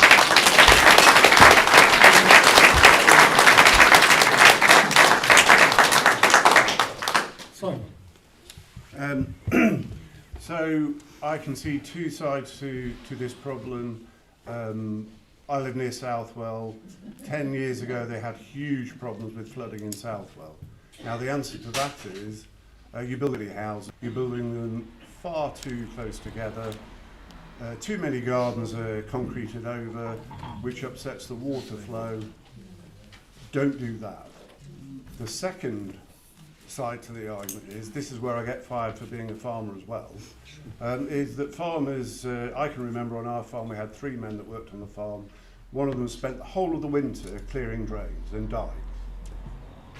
By the time you got to Christmas, there was nothing blocking those dikes. It was just a clear flow all the way through the system. And it was morally wrong. You felt as if you were a bad farmer if you didn't do that. So, farmers have to either get some subsidies from somewhere to get this done, or do it themselves. But if you own land and there is a dike at the side of your land, it's your responsibility to make sure that the water moves through your land onto the next piece of land. And then it's their responsibility to move it on. Half of the problems that we have with flooding in the United Kingdom is culverts are blocked, they're constantly blocked, because nobody has either the wherewithal or the time to go and clear them. The waterways and the dikes have been there for 250, 300 years. They've worked brilliantly until nobody can be bothered to go out and clean them. And then, got 15 seconds. Anyway, 2 things. Don't build houses so close together, don't cover them with concrete, and clear every single ditch and dike in the United Kingdom every year and do it properly. Thank you. There was somebody showing a question before. Yes. I'll come to you. I'll stand up because I don't speak very loud, so I'll just shout. Thank you, Michael, for speaking up. I'm going back a little bit because I was trying to ask a question before. It's about diversity of wildlife, and I think it might be linked to flooding as well, because the point I was trying to make, I wanted to make, was to preserve hedgerows as migratory routes for small mammals, hedgerows, small copses, and to annoy farmers bigger headlands, turning them into their clouds thing round. I mean, I have worked on a farm many years ago. I used to wield a scythe cutting thistles, but it all links as well to the proliferation of block paving on front gardens. So what I'd like to see is plans to encourage the retention of hedgerows, to prevent them being grubbed up unless it's really necessary, and in the new developments there is open space provision, that they should not be left just as big grassed areas, but perhaps putting hedgerows or shrubberies in there, and in the urban area to encourage spaces between fences to allow movement of wildlife. These are all small measures. They're not hard to do, and a lot of people do them without legislation or regulation, but they should be made more obvious, because these small measures can make a difference to your wildlife diversity, especially in an urban area. Mike will probably correct this, but I'm told there is 70% of Gedling is green belt, so we've got lots of space to do all this, and there's just the option to do it. I believe it also mitigates the effect of flooding, but I'm sure an expert will know more than that. Thank you. Thank you. I don't really know how to sum that up. There's a lot to unpack there, but particularly I think the important point you were trying to make is that we need to preserve wildlife routes. Hedgerows are brilliant for that. We need to somehow reduce the amount of gardens that are concreted over for car parking, or have plastic grass planted over them, which doesn't take the water away. Any comments from any of the panel? I'd like to keep it down to 5 minutes for this, otherwise we're likely to run over later. Just a quick statement. Dominic. I mean, like I said, I'm not from Gedling. I do know people from Gedling. I've been given advice from people from Gedling, and they said that the local council can be a bit lax in terms of planning permission for these covering up driveways. So making sure that local council is on top of that. And in terms of wildlife routes, I'm not aware of any Green Party stance on it, but I don't see any harm in it. At least public service announcements, right? Something. I mean, it's pretty one-sided. Everyone likes little cute animals. So yeah. Michael, do you want to reply on that? Yeah, I mean, interesting what Dominic says. I'd just politely point out that there's an independent climate scorecard around councils around the country, and the top 10 councils in the country are Labour councils. There's not a single Green council in the top 10, and Gedling's in the top third. So that's an independent monitoring organisation that looks at the actions of a local council around climate and nature.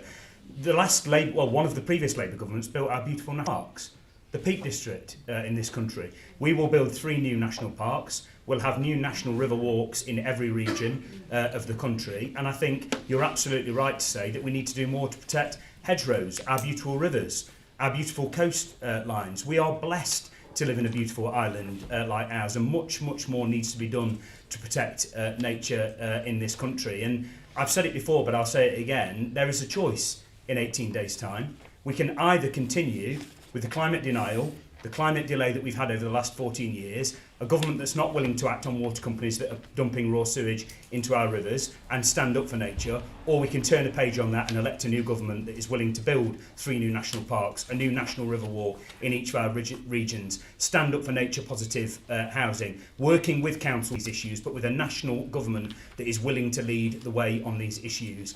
I am absolutely blessed to have lived in this community.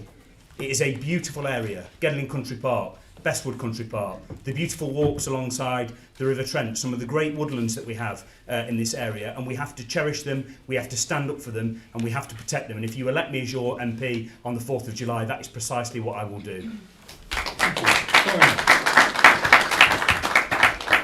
So I'm slightly worried that I'm that boring farmer guy that keeps bringing it back to farming. But the only reason I do that is I'm speaking from a bit of knowledge. And for the lady to sort of address the problem with grubbing hedgerows up, I think it's probably 40 years since I saw anybody take a hedgerow out in the 10 square miles around my farm.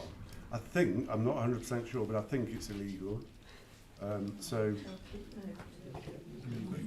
you know, I might be wrong on that. But one thing we are doing, which helps the movement of animals within the locality, is we're working with Sustainable Hockerton, the public group that own the wind turbine on the farm, and they've got some government money kindly provided by the Conservatives. And what they're doing is they're putting up a small solar farm on the farm. But what we're looking at is how to grow crops in between the solar panels.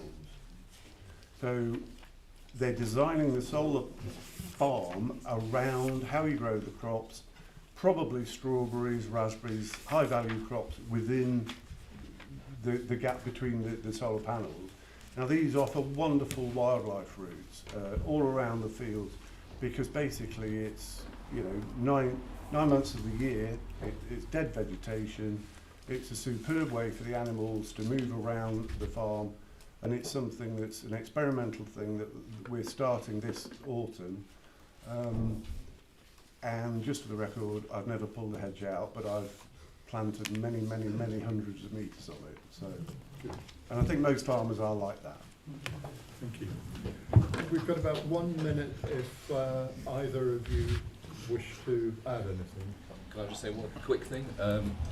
So I know this is Gedling, but we do also have a kind of beautiful coastline, and so the Lib Dems would want to create and restore salt marshes and mudflats. So we're talking about biodiversity.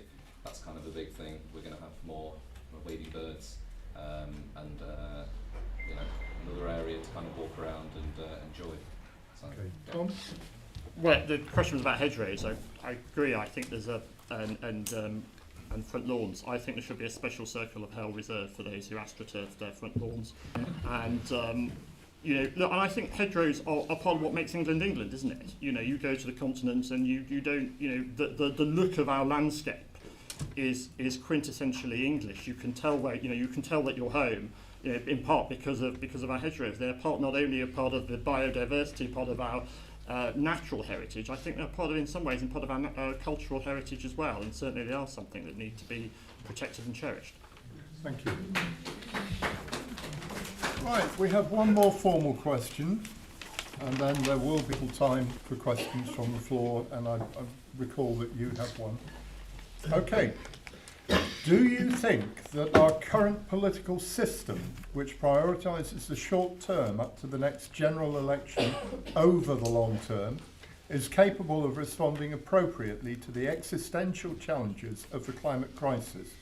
Do you think there might be other ways to meet the climate and nature challenges we face?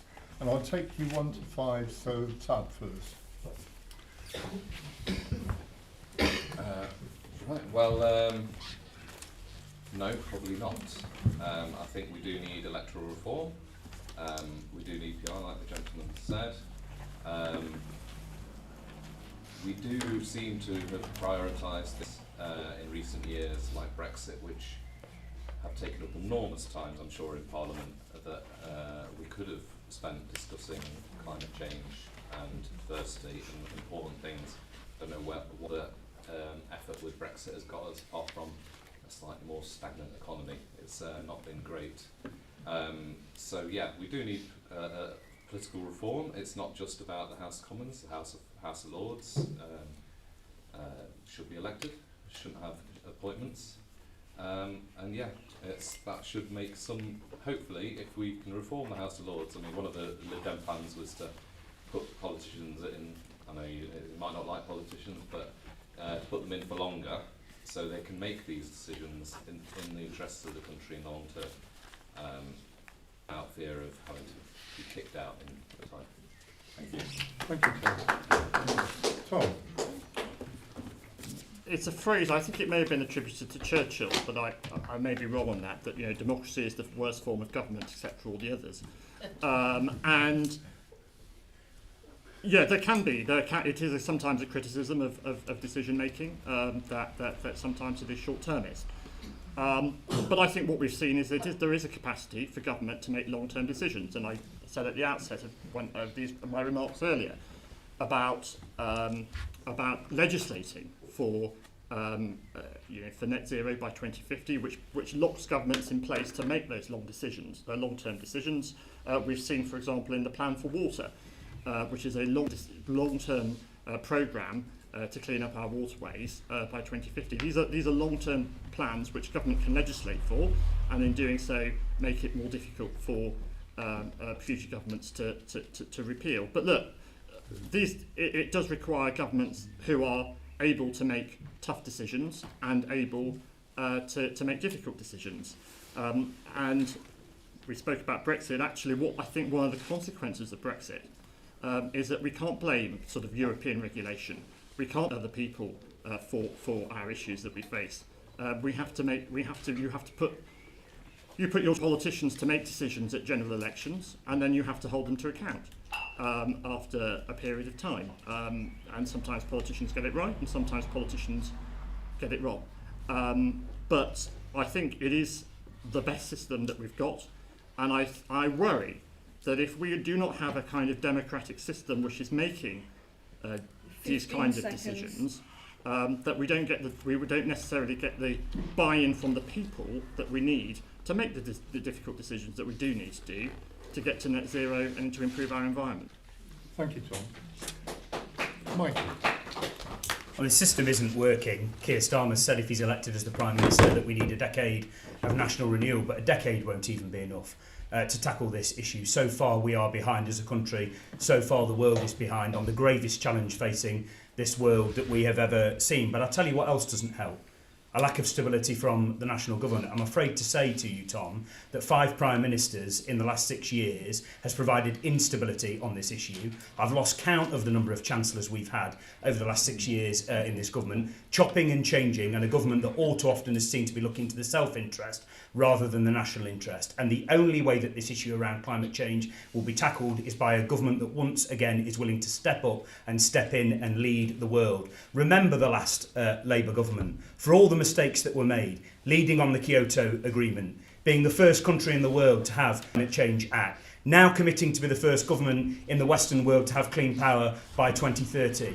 Finally turning page on the injustice of being the last in the 10 leading on clean power, having our own publicly owned energy company, Great British Energy, that will reduce bills, give us energy security and show that we are willing to bring down carbon emissions. But I'll tell you what else doesn't help in the political system. A political party that has tried to gerrymander the system to make sure that people who are going to be hit by this issue are not engaged. It is long past the time for votes at 16. The future generation are going to be affected by this issue, and they deserve a say in the government that's going to be taking decisions at it. And the other thing that is reprehensible that this government has done is the changes to our voting system, to disenfranchise the most vulnerable, to disenfranchise those who don't have a voice on these issues. And if a Labour government is elected in 18 days' time, we will look at votes for 16. We will reform those issues that disenfranchise people in terms of voting. We are committed in the manifesto to the abolition eventually of the House of Lords. And as your local Member of Parliament, I am also committed to arguing for a change to our voting system as well. It is long overdue.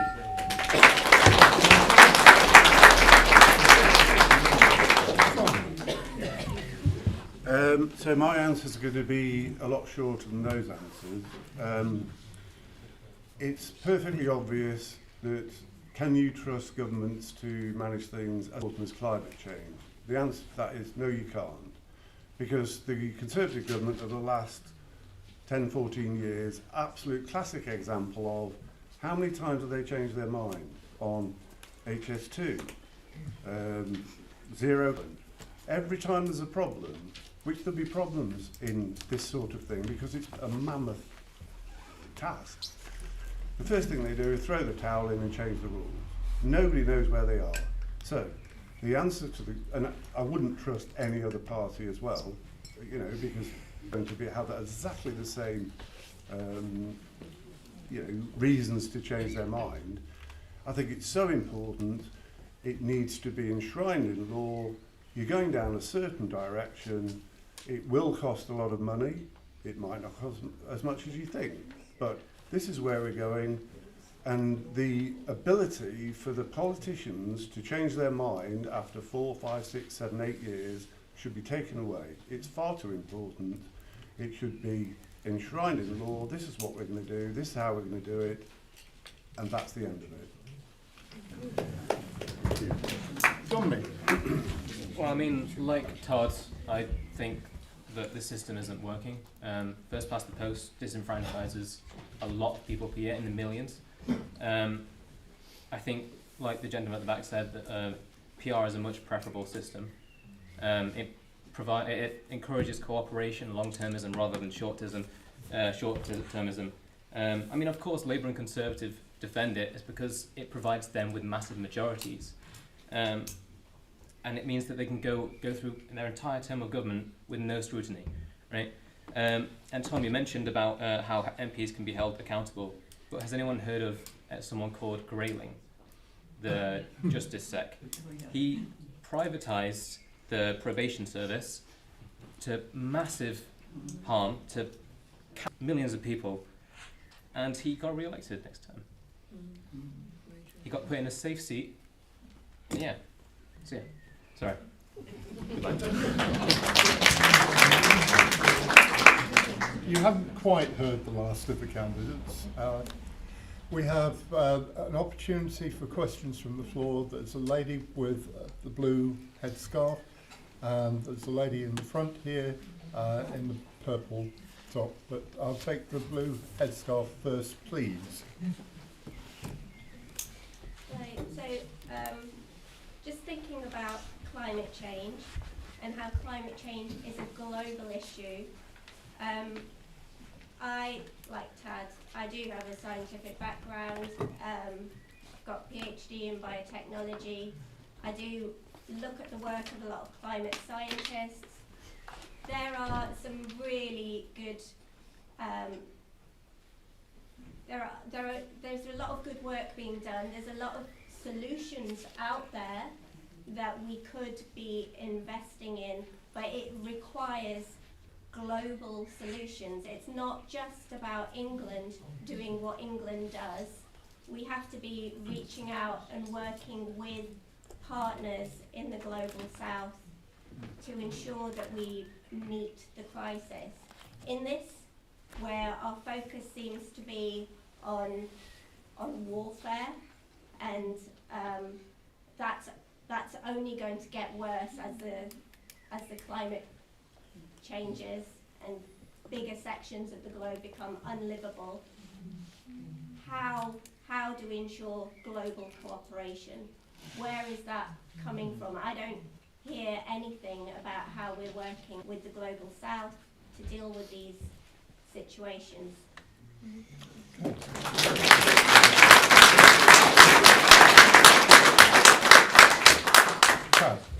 Thank you. Well, the Liberal Democrats would go back to 0.7% of gross national income being spent on foreign aid, and we would prioritise some of that going towards climate change. So hopefully that's our small contribution. It doesn't address the whole problem. I think you've got to have lots of boring meetings with politicians and summits, but it's partly about public opinion. People have got to force their politicians to take action. If you hear a lot of voters saying this is a problem, you will respond. People will, politicians will want your vote. They will listen to you if there are enough people. So I think it's about mobilisation and communication.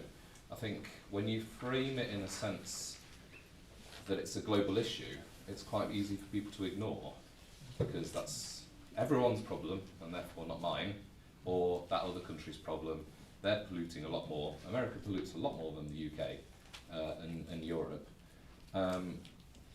So you do need to bring people together and convince them, I think, using maybe local examples. I think the Lib Dems have kind of been pushing the sewage thing quite a lot because it's something that people can relate to. we can talk about climate change and targets, but I think people start to switch off.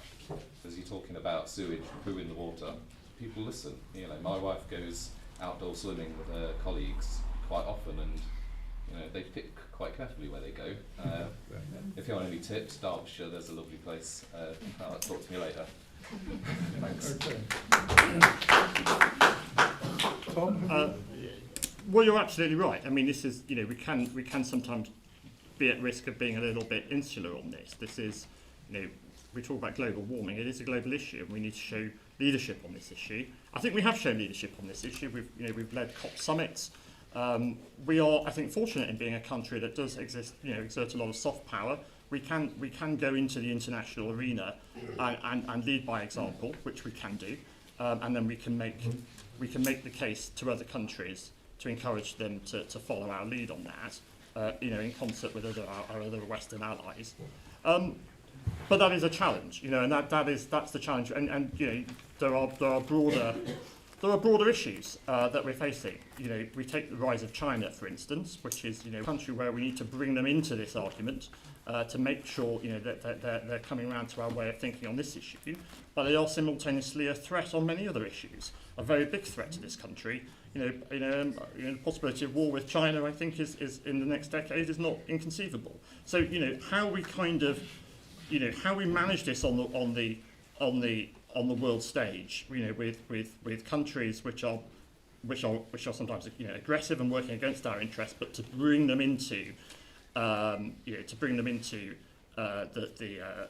sort of, you know, the way of thinking on this is the challenge that we have to meet and face and continue with. Okay, Michael? I couldn't agree more. I mean, climate change doesn't respect national borders, and nor will it ever. And there's a lesson in our history. We led the world on clearing third world debt under the previous Labour government, and we can do it again around climate. And I just say this to all of you. You are not only electing a Member of Parliament on the 4th of July, you are not only electing a new government, you are doing something much, much more important than that. You are making a decision about whether you want this country once again to lead on the world stage around the issue of climate change, or whether you want to continue with a country that is willing to step back from the issue and not step in on the gravest crisis facing our country in the last few decades. We clearly have got to be speaking to our nearest neighbours in Europe. You don't do that, as the government's been doing in recent years, by insulting them across the channel in the way that we have seen. And I'm afraid to say, Tom, it's all very well speaking here tonight about global leadership and international institutions. You also don't earn the trust of your fellow member states around the world by attacking multinational institutions in the way that we've seen over the Human Rights Court or other issues seen from the government in recent years either. Keir Starmer, if he is elected as the Prime Minister, Rachel Reeves, if she is elected as the Chancellor in 18 days' time, myself as your Member of Parliament will lead on these issues. We will argue not only with countries in the Western world, but also South, as you said. Anybody turning on the news in recent weeks, seeing the rise of temperatures to 50 degrees in India, our fellow human beings, citizens who are blessed to share this planet with us, tells you that we have to wake up to this issue. We have to come around the table in the way that we have done around the issues in the Middle East and the issues in Ukraine, and we have to speak as one globe on this issue. And that requires a government here in the Kingdom that will lead on this issue, that will stop turning on itself, that will stop looking at self-party interest, and that will once again start thinking about the national and the international interests. You know, one of the most egregious things that this Conservative government did, and I think they did it out of political expediency to win votes shortly after they were elected, they reneged on the 0.7 investment in other countries around the world in terms of international development, and they collapsed and got rid of our Department for International Development. That Department for International Development was tackling AIDS, it was tackling malaria, it was leading the way on flooding in some of the countries in the world where people are losing lives over these issues. And it is incumbent on people like us, who live in one of the 6th richest countries in the world, to stand up and step up on these issues. Stop talking about our fellow human beings as though they were just some other country in some other nation state, and start speaking to them in a compassionate way as fellow citizens of this precious planet that we are blessed to live on. The Labour government in 18 days' time, and a Labour MP here in Gedling, we will once again lead in the world on the issue around the climate emergency.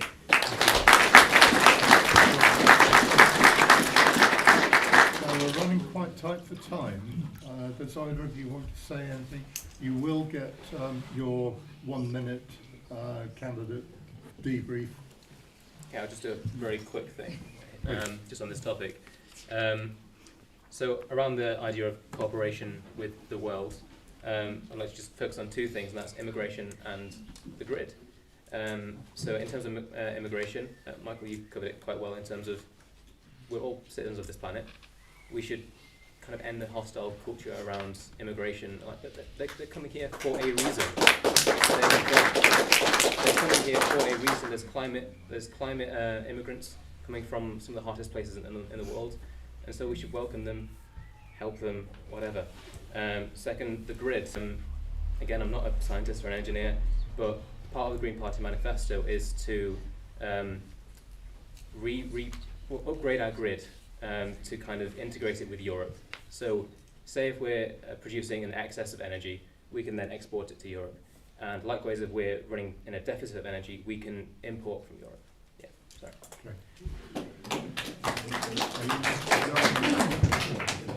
Yes, very quickly, please. Okay, super quick. My background's in civil engineering, and I'm currently doing a master's in humanitarian. So I can't hear on the back of the place. Sorry.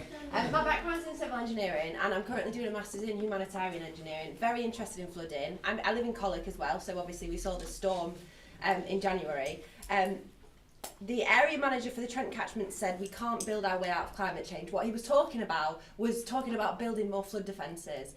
We literally don't have the resources, the money for all of the building that we need to do to protect ourselves. We need to be resilient to flooding, and I want to ask you how you're going to advocate for nature-based solutions in increasing our resilience, so that places like Colic, when inevitably we do get flooded, how can we bounce back and protect nature at the same time?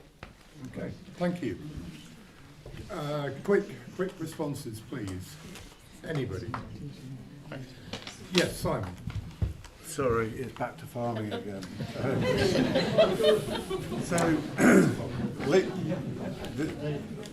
Lincoln has a floodplain that is designed to protect it from flooding. So the farmer grows his crops there. It's a huge farm. I think it's 2,500 acres. So they have an agreement that if they need to open the sluices and let water out of the rivers in the area to protect Lincoln, he knows perfectly well that his farm will be flooded for maybe 2, 3, 4 months. But it's a financial arrangement, so that maybe 9 times out of 10 he's fine, he gets his crops off the fields, but he knows that there may be that one year where his whole farm is flooded. So there is a move in farming subsidies and agricultural subsidies towards rewilding, greening, environmental projects. The very generous Conservative government have put a certainly substantial amount of money towards that type of thing, and I think there will be farmers who are close to big cities, and if the government came along and said, look, you've got 500 acres there, it's absolutely perfect place for a floodplain. You can grow your crops on it, you can grow your wildflowers, but occasionally you may lose the whole lot. But it's like an insurance policy, we'll pay you. So the simplest way to do it would be to go down that route and try and protect the cities that, like Worcester, for instance, which floods every 3 years or something. More and more floodplains, everybody sort of wins. The farmer's got a regular income, but he gets a top up if he loses the lot. So I think looking at, then you revisit that problem where people were building on the floodplain. So you can't pay somebody to have a floodplain, and then a developer comes along and said, oh, by the way, I'd like to build 100 houses there. Well, either it's a floodplain or it's not. So if you're going to create a floodplain, it's there for 50 years. It's not there on the whim of the farmer or the landowner until he gets a better offer. It's a floodplain. So that's the way I would look at it. I'm afraid we're going to have to go straight to the candidates' final 1 minute statements. So, Tad. Okay. So I'm a Liberal Democrat, and so our philosophy is to give everyone the maximum amount of freedom that you can have without impinging on other people's freedoms. So what does that have to do with kind of climate change and green agenda? It's the generational aspect. So if we are to leave our children a just as nice an inheritance that we got, then we need to do a bit more. So that's our philosophy. And I think we've had a good record in the coalition on climate change, and we developed the Green Investment Bank, the first of its kind in the world. We at least doubled 15 renewable seconds. energy, and yeah, other things. But yeah, that's it. Thanks. Well, thank you for coming this evening. I hope that in a discussion on climate change there hasn't been too much hot air from this panel. But in summary, I said at the beginning, this is a Conservative government that's listed for net zero, has led the way and wants to achieve an affordable, pragmatic transition to net zero. That's why you should be voting Conservative on the 4th of July. And as an Arnold resident, as someone who grew up walking up the Hobbits to go and see the up Kellistic Lane, enjoying the hedgerows that we have, which are about to be removed by Labour-led Gedling Borough Council as they redevelop that area. I say if you re-elect Tom Randall as your Member of Parliament, you'll have somebody who will continue to stand up for your green spaces in and around Gedling.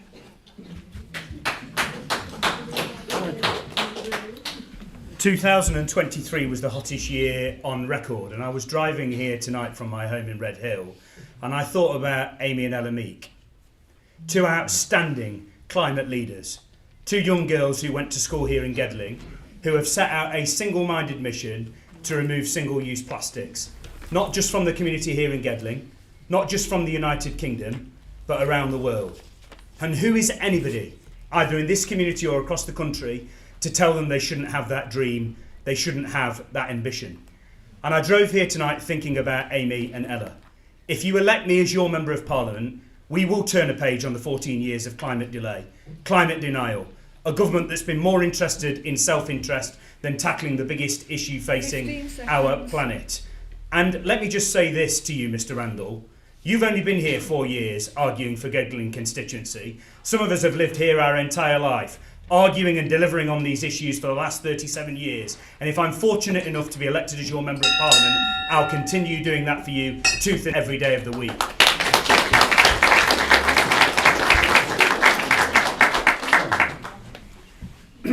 Well, as I said earlier, mine will be a lot shorter than that, because at the moment I'm not a professional politician.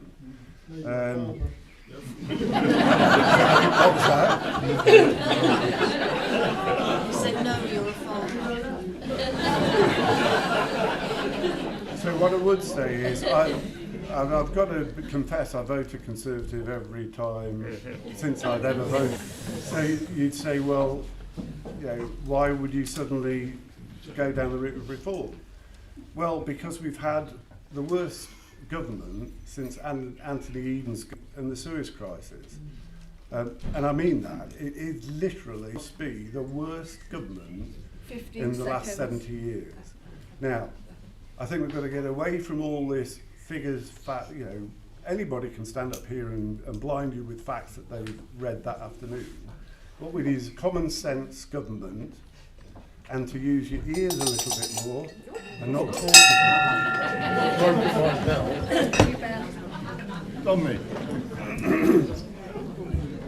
Well, I'm not going to pretend that the Green Party are going to win here, if I'm going to be honest. We aren't going to be, you know, thrashing these two. It's going to be one of these two. They're going to be sitting in Parliament in a few weeks' time. What I will urge you to do is that, I mean, the Green Party is a party that acts best when it's putting pressure on the main two parties, at least in this system. If people see that we get, say, I don't know, 10% of the votes, that's pushing it, but 10% of the votes, one of these two will go, oh, people care about the climate. I mean, and the Labour Party need this more than anybody, because they're probably going to be in, and they went from, what, 28 billion to 8.3 billion on climate? Pressure needs to be there. If you vote Green, you'll show that pressure, and 15. all right, yeah, I'll leave it there.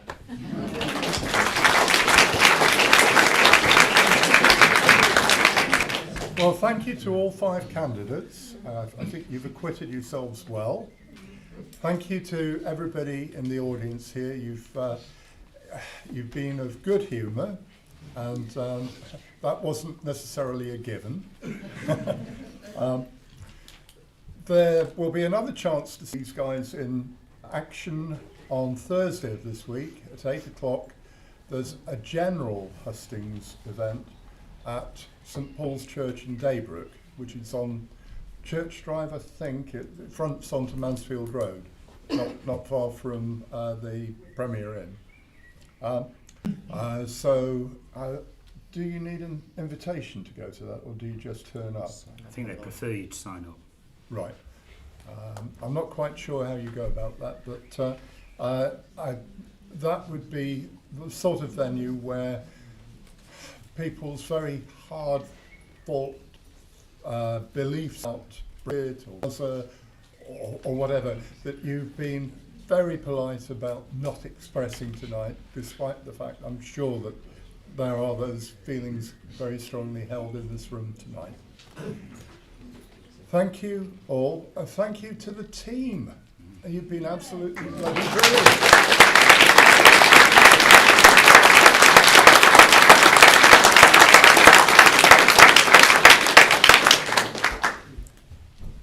Sorry, how do we actually find out about Thursday night? If you Facebook or Google St Paul's Hustings, they're asking people to sign up. I mean, you can turn up, but it will come up. It's on Facebook and online. St Paul's Daybrook Hustings.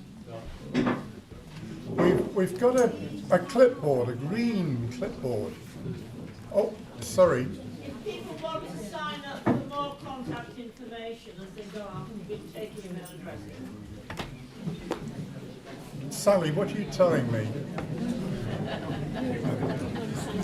Sita.